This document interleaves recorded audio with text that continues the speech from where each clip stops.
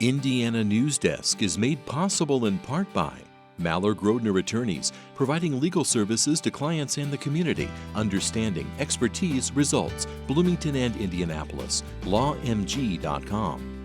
IU Center for Rural Engagement, extending IU Bloomington resources to improve Hoosier lives in partnerships with communities and organizations. rural.indiana.edu. Smithville Fiber Internet Security Solutions and Voice in Southern Indiana. More information at smithville.com. Bunger and Robertson Attorneys at Law, utilizing 75 years of experience, knowledge, and resources to help individuals and families recover in personal injury matters. Information at lawbr.com. And by WTIU members. Thank you. Coming up on Indiana Newsdesk. Monroe County Commissioners are working through a purchase agreement for a new jail site on the northwest side of Bloomington. And I think there are so many different paths that students take these days that there are many options in front of them. But I think homeschoolers are well prepared for college. Homeschooling is becoming more popular in Indiana, but how do those students do in college? And we continue our series of interviews with candidates in next month's general election with the two men running for lieutenant governor. We'll have these stories plus the latest news from across the state right now on Indiana Newsdesk.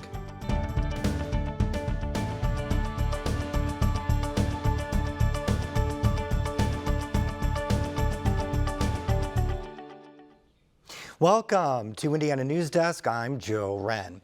Indiana's three candidates for governor met on a debate stage Thursday for the final time this election cycle, highlighting their different visions for the state. George Hale reports. Republican Mike Braun, Democrat Jennifer McCormick, and Libertarian Donald Rainwater addressed many of the same issues they've discussed before. That includes property taxes, cannabis, and abortion. But they also tread new ground on issues such as labor unions, cutting government jobs, and gun regulations. On that last topic, McCormick highlighted a frequent target, Braun's running mate, Micah Beckwith, who McCormick says is too extreme for Indiana. He also said he wants his guns untraceable and unregistered, and that is just scary. Braun pushed back, arguing he has called for strengthening Indiana's red flag law. That law allows law enforcement to temporarily take away someone's firearms if they're a danger to themselves or others. Well, she constantly defaults to something other than what we're talking about, who's going to be leading the state. And my record on all these issues are clear. Rainwater sought to stand apart from both of his opponents. On the gun question, that meant opposing red flag laws. Because we're that close to our government telling us that because we go to this church or we're a member of that organization, that we have a mental defect and therefore they need to take our guns. For Indiana Newsdesk, I'm George Hale. Early voting for the election ends November 4th. We have complete election coverage on our website at WTIU.org/elections. More families are deciding to homeschool their kids, but what happens when those kids go to college? Higher education reporter Aubrey Wright joins us from the newsroom for more. Thanks, Joe. I spoke with homeschooling experts, parents, and students. They say homeschooled kids do about as well as kids from traditional schools.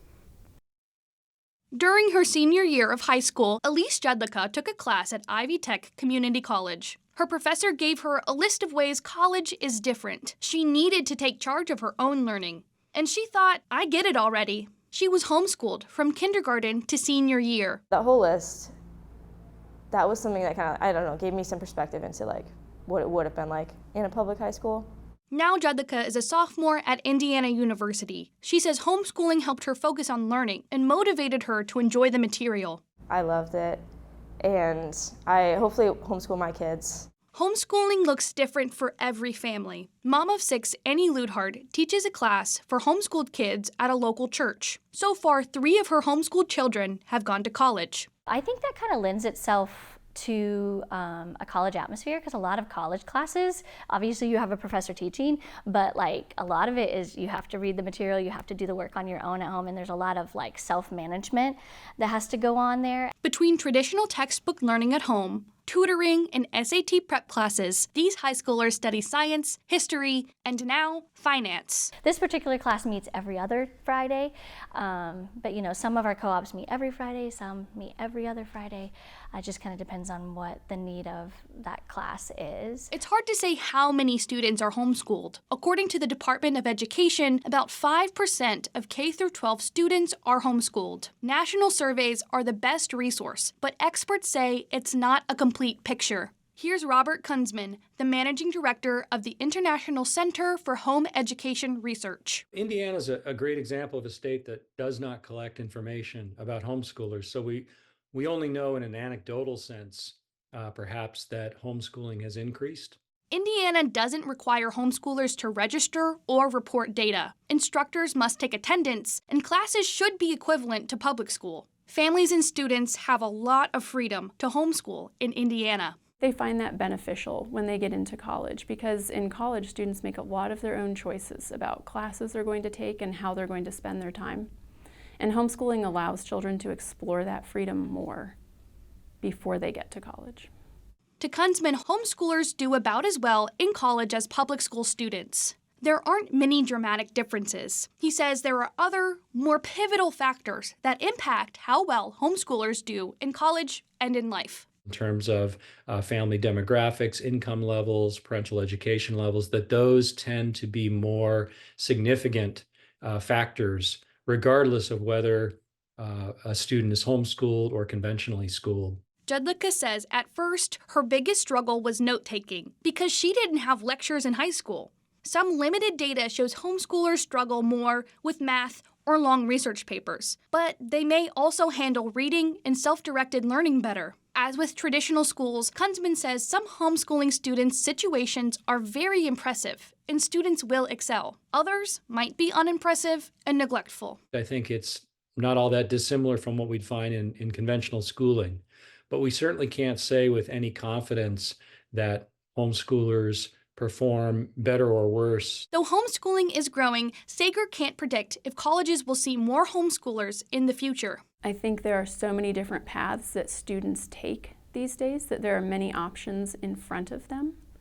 But I think homeschoolers are well prepared for college. College admissions offices are usually very welcoming toward homeschoolers. Students' records might be unconventional. Colleges such as IU Bloomington evaluate their curriculum, transcripts, application essays, and sometimes test scores. Groups like the Indiana Association of Home Educators help parents adopt transcripts and track credit hours. You are absolutely free to create something different, but you might want to look at what the college your child is interested in requires. Jedlicka chose to take the SAT for scholarships and to give an official number to the school. She says her homeschooling set her apart because she could talk it up positively. Applying, it was pretty easy. I feel like I had 3 older brothers that all went through it before too. Jedlicka says homeschooling won't be for everybody, but it was great for her. Going forward, it's different. But she says there's more opportunities in college. I know that I'll learn more too. Like, there's stuff that I don't know that I don't know. So I'm excited to figure that out still. Today, homeschoolers have more options and support to get them through high school and college. For Indiana Newsdesk, with videographer Lauren Tucker, I'm Aubrey Wright. All right, thank you, Aubrey. We're joined now by Shelby Brown for more headlines from around the state. Hi, Shelby. Hi, Joe. Thanks so much. The Monroe County Commissioners voted unanimously Wednesday to approve a purchase agreement for the new county jail site. It's the North Park location off State Road 46, just west of I-69 on the way to Ellettsville. This is an important moment. I think you're right about that for sure. And it's taken a lot of work, a lot of people to get here, a lot of input from the public, and a lot of staff time. Several sites were considered, including a plot on Fullerton Pike and areas within the city limits of Bloomington, but commissioners say the North Park site offers room for expansion.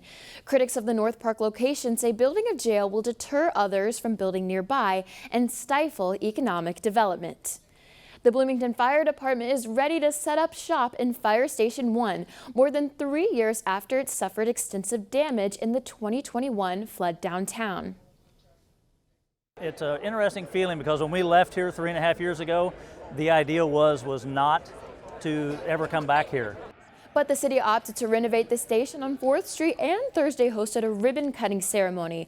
Along with new alarm systems, there's individual sleeping quarters and lockers, a big kitchen, a new rec room, and no basement to flood. Firefighters have began transitioning to the reopened station today. Indiana Attorney General Todd Rokita is threatening 2 more law enforcement agencies with potential legal action over the state's ban on sanctuary cities. Rokita sent demands Wednesday to the South Bend and Seymour police departments for information on their cooperation with federal immigration authorities. A South Bend city spokesperson called the investigation misguided, and Seymour's city attorney said in a statement the accusations have no legal or factual basis. Rokita has previously sued or threatened to sue the 3 cities, including Bloomington and 3 law enforcement agencies over the sanctuary city law. A Hamilton Luger school staff member was told in a letter from his dean that he'd be fired if he continued to attend candlelight vigils for free speech. The protests are intentionally defying Indiana University's expressive activity policy's curfew, which bans protests between 11 p.m. and 6 a.m.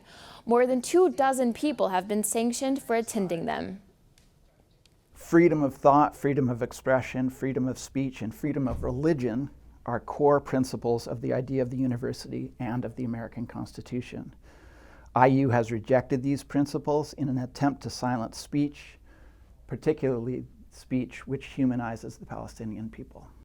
After attending multiple protests without issue, Pearson self-reported to IU. University officials say they will enforce the policy, but President Pamela Whitten will review it next semester.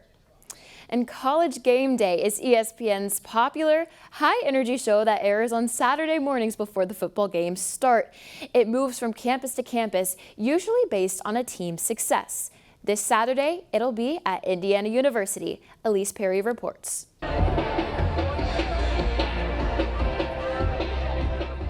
For 3 hours before IU's undefeated football team takes on Washington at noon Saturday, the south lawn of Memorial Stadium will be filled with thousands of fans toting signs, cheering, chanting, and booing. It's the background for the show's stars on the set, including 7-time national champion coach Nick Saban and Heisman Trophy winner Desmond Howard. Former IU coach Lee Corso, who's 89 years old, has been on game day since it started in 1987. Another regular is former Colts punter and current ESPN talk show host Pat McAfee. Admission for fans is free. IU sophomore Parker McFadden plans to get in line around midnight with a large group of friends. Game day rules prohibit chairs, tents, or coolers. McFadden says his group will sleep on the ground if necessary. For game day, you're not allowed to bring anything into the pit other than yourself, a sign, or something like that. So we're planning on just bringing ourselves, and then if we fall asleep on the floor, on the ground, we do, and if not, well, it's gonna be a long day. College Game Day averages 2.2 million viewers weekly. McFadden expects that his group won't be the first to arrive in person. I think that IU students will definitely show out. I think being there early is going to be very popular. I think people are going to start camping out even earlier than I am. Hoosier fans speculated for days on social media about one of the show's features, a celebrity connected to the host school who tries to pick winners of various games. On Thursday, ESPN announced it will be Phillies star and IU alum Kyle Schwarber. For IU coach Curt Cignetti and the 13th ranked Hoosiers, College Game Day is a 3-hour commercial for attracting recruits. Well, I think it's great exposure for the football program and the university. And now we got to do our part. For Indiana Newsdesk, I'm Elise Perry. And Joe IU quarterback Curtis Rourke will miss the game after injuring the thumb on his throwing hand last week. They're saying get there early. It's going to be a big crowd, wild day. Thanks. Of course. Coming up next on Indiana Newsdesk.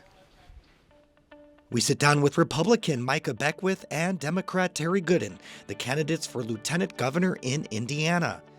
And IU students are taking part in a national program to find donor matches for people suffering from forms of blood cancer. These stories and more right here on Indiana Newsdesk.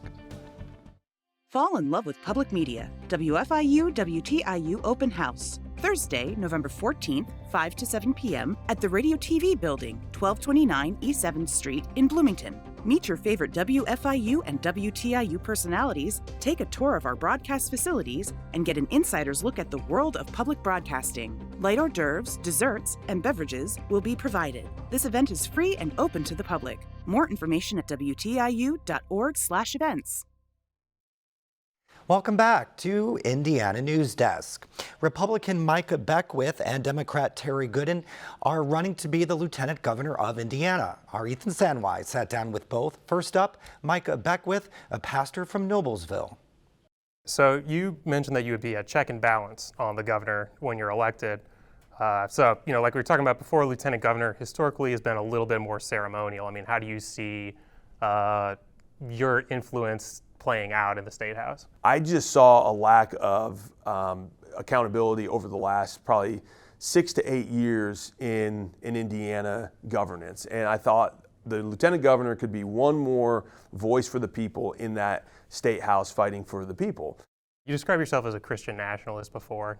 Put out a video that I saw on Facebook that was 3 reasons why you should be a Christian nationalist. Could you explain a little bit what it means to be a Christian nationalist? Sure. It's not what probably the mainstream media or the left think. I'm not a person who ever in a million years would ever advocate for a theocracy. I've never done that, nor do I think America should be that. America is a constitutional republic, and that's what we're founded as that.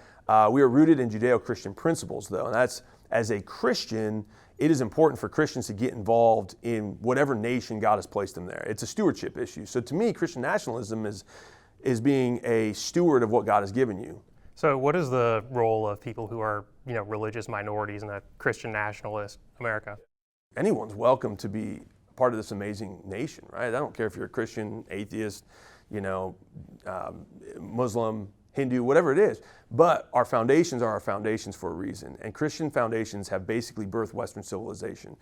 American history, world history proves that. And so what I'm saying is don't strip those foundations, because the moment you do, you're stripping the very thing that's protected you of government intrusion and tyranny in your life, because really God is the God of liberty. Indiana itself is also about to carry out its first state execution since 2009. Wanted to ask, where do you stand on the death penalty? That's one of the first laws God ever gave man. It's called the Noahide laws. When he told Noah, he said, if you shed innocent blood, then by man's hand will your blood be shed. And it was God saying government has a job to protect life. And so that is, I very much support the death penalty from that perspective. What do you see the state's role as in university education? I think higher academia has become a place where indoctrination reigns supreme. You can't, I know conservative students right here at IU that cannot say their conservative viewpoints for fear of getting docked on a grade, being ostracized from extracurricular activities, or losing friendships.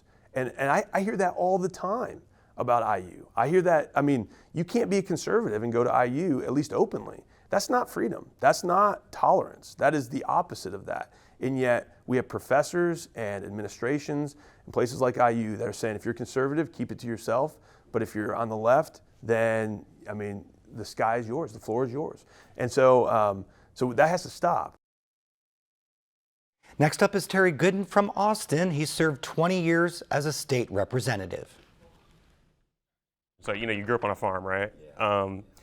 And worked for the USDA. So I'm curious, Indiana is a pretty rural state, of course. How do you feel like that experience is going to help you as Lieutenant Governor? I'll tell you what, as we travel around the state of Indiana, we realize how rural it is and how big it is. And one of the situations with the Lieutenant Governor, one of the main responsibilities is you're in charge of rural economic development, and you're also in charge of, you're the Secretary of Agriculture.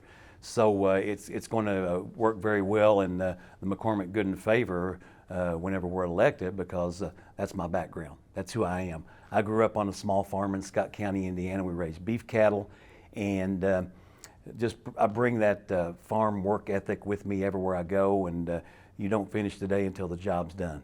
And that's the work ethic that I want to bring to the table. What is the state government's role, if it has a role, in regulating speech, research, these kinds of activities. We don't need a legislator we don't need a state representative or a state senator or someone telling these folks what to teach in these classrooms. What the state legislature should be working on is they should be working on the simple fact that let's stop the #1 export in Indiana, and that's the export of our young adults leaving our state and going other places because there's other opportunities and better opportunities in other states as compared to Indiana. I wanted to ask where you stand on the state death penalty. So we've got to make sure now with new technologies and all this that we are convicting the right people. We got to make sure that when it gets to that point in our justice system that we have resolved all questions. There should be no question about the guilt of an individual, and there should be no questions about any other opportunities or options or thoughts that may come up to exhaust preventing from putting this person to death. But at the end of the day, I do support the death penalty.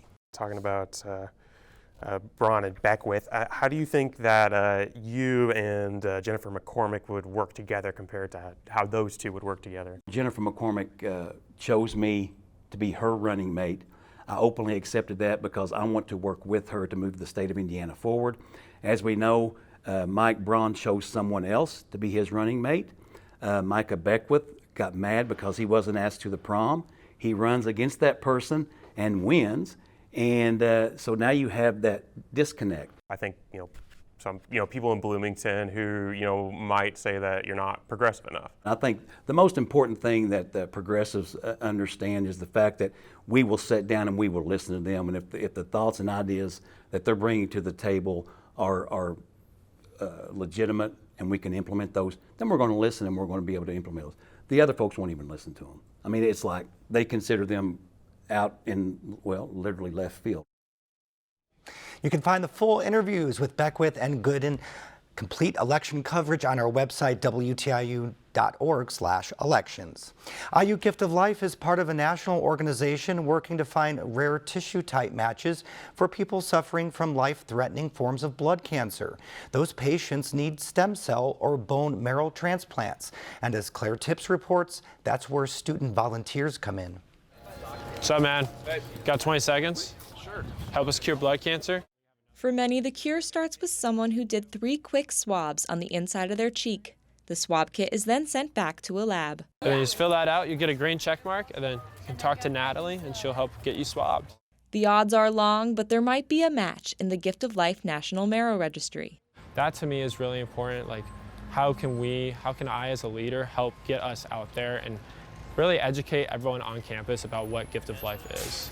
The preferred age of donors is 18 to 35. That's why volunteers on IU's campus were trying to convince people to do the swabs. There's no commitment to further involvement, but the people could save a life. A life like that of IU sophomore Caroline Price, a blood cancer survivor and now a Gift of Life volunteer. I had a rare blood disease, and the best and really the only way they were going to be able to treat me and heal me completely was through a bone marrow transplant. After being matched with an anonymous donor, Price is now cured, and she gives back as a Gift of Life volunteer. Having gotten a bone marrow transplant from an unrelated donor and hearing about an opportunity to potentially help another person in the same shoes that I was in just really grabbed my attention, and I knew that was something that I really wanted to do and become a part of. You can find Price at tabling events like this one. She is searching for donors like Jocelyn Moellering, an IU sophomore who matched with an 11-month-old baby boy. Out of the 1 in 1,200 chance, the fact that I got matched, and especially that I got matched with such a young patient, really just makes it even more special to me to be able to give that gift to him. A gift that comes with a seemingly scary procedure. Soon, Moellering will have bone marrow pulled from her hip with a large hollow needle. If I have a few days of back pain for this boy to have more to his life, that's totally fine with me. If you're on the fence, do some more research, see maybe you could save someone's life one day, and it's not that scary. Not scary, but life-changing. For Indiana Newsdesk, I'm Claire Tips. And if you're looking for last-minute Halloween costume ideas, creating a look with a special effect makeup is a simple and cost-effective solution. Katie Spack visited Bloomington's Tricoci Beauty School to get Halloween makeup tips from the professionals. Whether you're going scary or cute, there's a simple makeup effect to add that wow factor to your costume. People like to add the fake skin and make it look like you're bleeding, or they're taking like traditional clown looks and they're making it more cute, fun. Estheticians Erin Carter and Addison Bailey created this slash spider look with materials you may already have at home. You just do a couple layers of toilet paper, maybe 3 or 4, to get more of like a fleshy look. 90% of this is at-home product stuff you can get at the drugstore. Even the bold makeup is really popular right now. I know you can get that at CVS and whatnot. And the number 1 tip, don't stress about making it perfect. The best thing about makeup is it gives you a lot of creative freedom, so you can't really make a mistake. With videographer Lauren Tucker, for Indiana Newsdesk, I'm Katie Spack. And that's the end of this program, but our work continues online as we cover the news throughout the week at WTIUnews.org. Have a great weekend.